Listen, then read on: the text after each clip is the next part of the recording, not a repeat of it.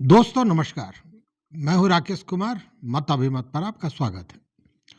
मित्रों, सर्वे को लेकर जो राजस्व एवं भूमि सुधार मंत्री हैं दिलीप जायसवाल, उन्होंने कई बड़ी बातें कही हैं। उनका सबसे पहला निशाना जो है वो है कहीं ना कहीं सरकारी भूमि पर। उन्होंने कहा कि सरकारी भूमि को तो हर हाल में निकाला जाएगा और उसको लेकर यह कहा कि जैसे बेतिया में हमने किया है उसी तरह का की स्थिति, वही व्यवस्था हम करने जा रहे हैं खास महल पर। और खास महल की जमीन, उन्होंने कहा कि पटना में देखिए ना, 10 मंजिला 5 मंजिला मकान बनाकर खास महल की जमीन पर, और लोग मुस्कुरा रहे हैं। स्पष्ट कहा कि भू माफियाओं का तो इलाज होगा और जमीन जिन लोगों ने गलत ढंग से सरकारी जमीन को बेच दिया है या कब्जा कर रखा है उनसे ये निकाल लिया जाएगा। उनका कहना है कि लगभग 30 से 40 हजार एकड़ जमीन बिहार सरकार की है और उसे निकालना है।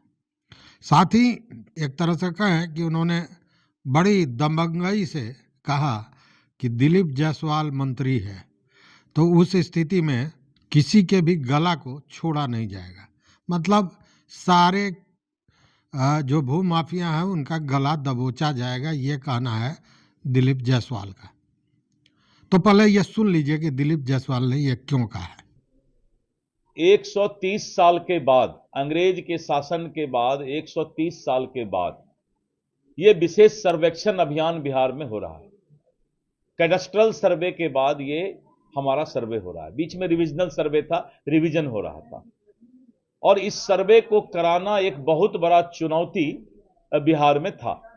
और विपक्ष ने इसको एक मुद्दा बनाने का प्रयास किया कि सर्वे एक मुद्दा बन जाए और सरकार को कहीं ना कहीं घेरने का प्रयास किया।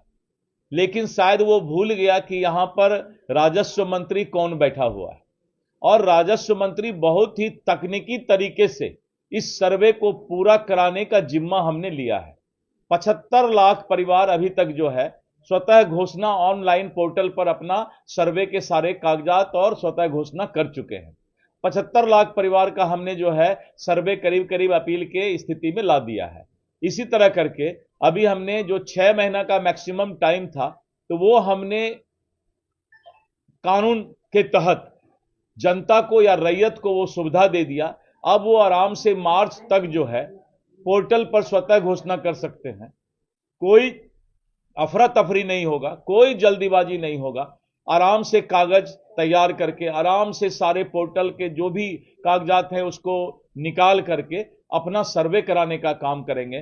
क्योंकि जनता के बीच हमने जाकर समीक्षा किया और समीक्षा में जो कमी पाया कि हम विभाग से क्या चीज उनको सुविधा दे सकते हैं, वो उन सारे चीजों पर ध्यान रखते हुए आपने देखा कि जिनका कागजात फट गया है, जिनका कागजात दीमक खा लिया है, जिनका कागजात बाढ़ में ये हो गया है, नष्ट हो गया है, तो हमने उनको 13 तरह का सुविधा दे दिया कि अब आपको जो है कोई चिंता करने की जरूरत नहीं है। यानी रैयत के चेहरे पे मुस्कुराहट रख के इस सर्वे में करवाऊंगा। ये मेरी चुनौती है और मैं इसे अवसर के रूप में बदलने का काम किया हूं। कह रहे हैं सरकार 6 महीने और दे दिए, सरकार पीछे हट रही है।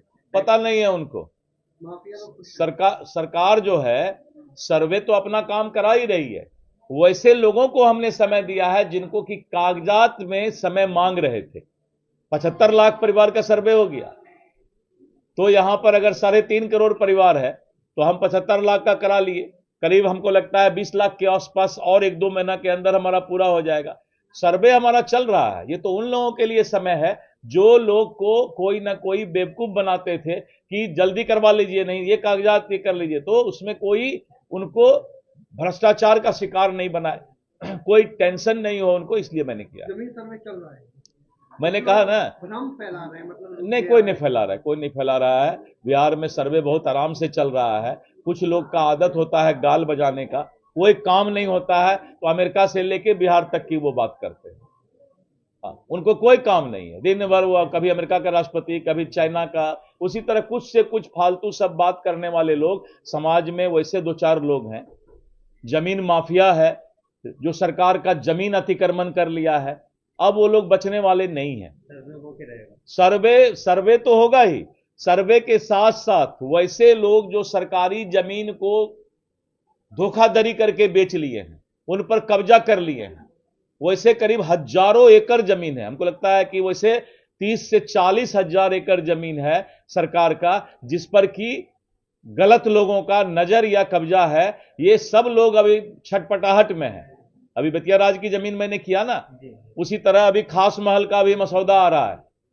आने वाले समय में पटना में ही देख लीजिए, हजारों लोग जो है सरकारी जमीन पर 10 मंजिला और 5 मंजिला बना करके चैन की नींद सो रहे। सरकारी जमीन जिसने भी लिया है, अतिक्रमण किया है, वो चैन की नींद नहीं सोएगा, वो चाहे कितना भी माफिया हो, चाहे पैसे वाला हो। तो ये सारा इंतजाम हम शुरू कर दिए हैं। अब मैं दिलीप जायसवाल राजस्व मंत्री किसी के भी गला को छोड़ने वाला नहीं है जिसने गलत किया है। तो सुना आपने दिलीप जायसवाल ने क्या कहा कि किसी भी स्थिति में भू माफियाओं को छोड़ा नहीं जाएगा। दिलीप जायसवाल है, किसी का भी गला छोड़ा नहीं जाएगा। अब ये क्यों कहा? अब देखिए, इसका तो अभी 2 दिन पहले कुछ खुलासा हुआ है, वो मैं बता दूं, और तब आपको लगेगा कि अरे साहब, भू माफिया तो गजब का धंधा करता है भाई। और उसका सहयोगी कौन होता है? तो निबंधन कार्यालय होता है और अंचलाधिकारी का कार्यालय होता है। अब देखिए, पूर्वी चंपारण की घटना।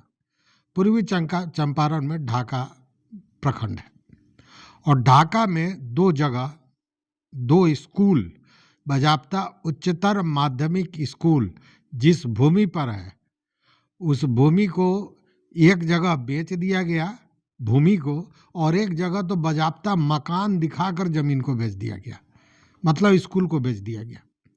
ये काम जरा आप सोचिए कि, और इतना ही नहीं, बेच ही नहीं दिया गया, बेचने के बाद एक जमीन का बाजाप्ता दाखिल खारिज भी हो गया। अब जरा आप सोचिए कि भू माफियाओं की स्थिति क्या है, या कितना हिम्मत है, कितना गट्स है उनके पास कि इस तरह का काम करते हैं, जिसमें उनका पकड़ा जाना स्वाभाविक है।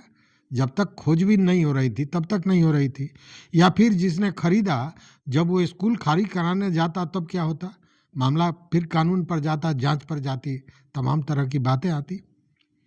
तो हुआ क्या, जरा इसको भी समझ लिया जाए। ढाका में फुलवरिया एक गांव है, और फुलवरिया गांव में उच्चतर माध्यमिक स्कूल अभी वर्तमान में है, जो उत्क्रमित किया गया है, वो चल रहा है। उस जमीन, उस स्कूल में 11 कट्ठा 12 धूर जमीन है, 11 कट्ठा 12 धूर। और उस जमीन को गांव की ही बासमती चौधरी ने बाजाप्ता 1942 में बेच दिया था।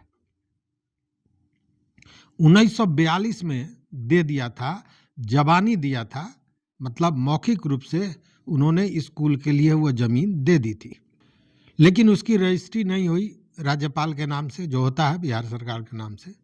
खैर, यह मामला चल रहा था। अब देखिए क्या किया कि 2019 में बासमती चौधरी का ही एक वंशज शशिभूषण प्रसाद ने उस जमीन को अपने पत्नी के नाम से बेच दिया।